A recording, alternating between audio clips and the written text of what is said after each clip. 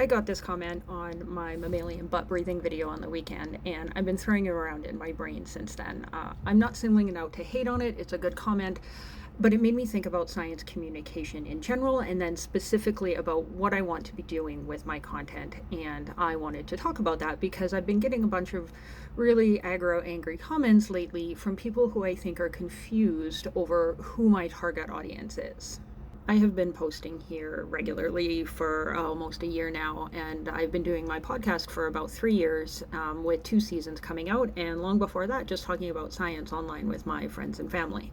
I am an elder millennial, so I have been on the internet since long before Google existed. I have seen the best and the worst that the internet has to offer, and to be honest, sometimes sharing science content can be a little terrifying because I have seen the absolutely brutal shellacking that you can get just because someone might disagree with you and doesn't want to admit that there might be a gap in their own knowledge. Even if you're not really wrong, they may just not like what you have to say or how you say it, but they may also want something different from your content than is your intention. My intention with my Friday Science Fun Facts is to share a short little 2 to 3 minute video about some cool fact that I know or that I learned recently to get people engaged in science and want to learn more.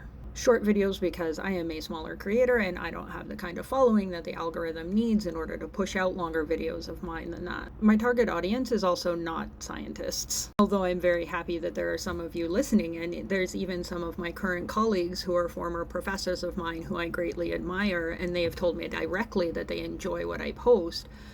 I want to translate all of the complicated scientific jargon around infectious diseases into plain language for people who've never even taken a biology course in high school. That is who my target audience is. And for that audience, it's not just about using plain language and explaining something, it's about the scope of what you talk about. I got started doing this because I'm the first and only scientist in my family with a degree, let alone 2. And to be able to tell my family and friends what I was doing, I had to learn how to translate it. For someone who doesn't even know that 2 kinds of white blood cells are T and B cells, getting really deep into the specifics about how there are actually like 17 different kinds of T cells is way too much information, even if it's more accurate, especially in a 2-minute video. Back when I worked in an environmental lab, I ordered a chemical, and when it came in at shipping and receiving, I got an urgent call to come pick it up because it was labeled as an acid and the receiver was worried that it might be dangerous.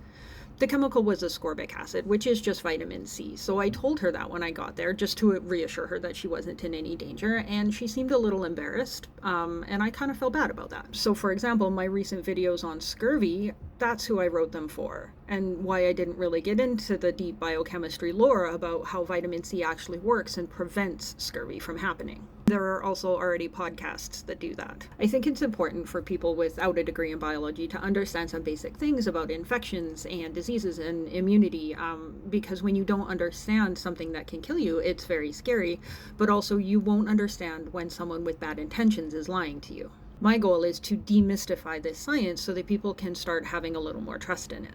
In the face of governments that are denying vaccine science and privatizing healthcare, it's becoming increasingly important too. In short little videos, I can't do a Cochrane systematic review of all knowledge pertaining to a fact, and that's not my intent. So yeah, I'm gonna skip over some things or not mention certain aspects of the topic. What I hope to do is kind of like the Ig Nobel Prizes that I mentioned in the mammalian butt breathing video. I want to make you laugh, and then I want to make you think. I also don't like to talk too deeply about topics that I'm not educated in. My background is a bachelor's degree in immunology and infection. I have a master's in pediatric medical science where I did surgery and fecal transplant on pigs.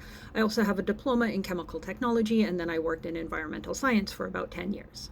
I feel like there are a lot of people out there that think that if you are going to speak on a topic that you're required to have a PhD and 20 years of experience in order to talk about it. Otherwise, what you have to say is not valuable. I get asked a lot of questions on my videos that I don't know the answer to, and as much as it's disincentivized for you to admit that you don't know something by the algorithm or by society as a whole, I will always be the first person to admit the limitations of my knowledge. My promise to you is that I will never make something up or try to make it seem like I know more than I do, but I think there are people out there that want that all-encompassing, scoping knowledge from me when that's not something I have to give. There are a lot of people out there who are smarter than me and know more than I do. Hank Green in particular gets tagged in my videos kind of frequently, and I think you've all kind of been spoiled by Hank because he is so smart and knows so much about so many things. It's kind of set the bar really high for what people expect everyone else to be able to do. He also kind of does science communication as a full-time job and has been doing it for decades, so he's very good at it and he has your trust at it. But the more I learn, the more I become aware of just how much I don't know, and not only that, but how much I've forgotten from my degrees. I graduated my master's 5 years ago and my undergrad 7 years ago, so that's a long time. I also don't think I'm that great at speaking spontaneously or at self-promotion on social media. I spent 2 days mulling over this response and typing it out in a Google Doc, for example.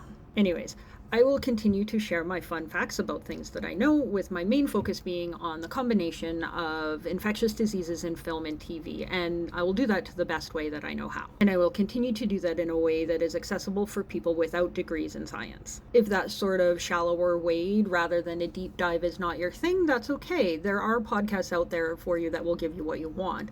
All I ask is that you please be kind in the comments, because I really don't like waking up at 7 a.m. and having to delete a dozen angry comments because some troll found my video overnight and got big mad because I left something out.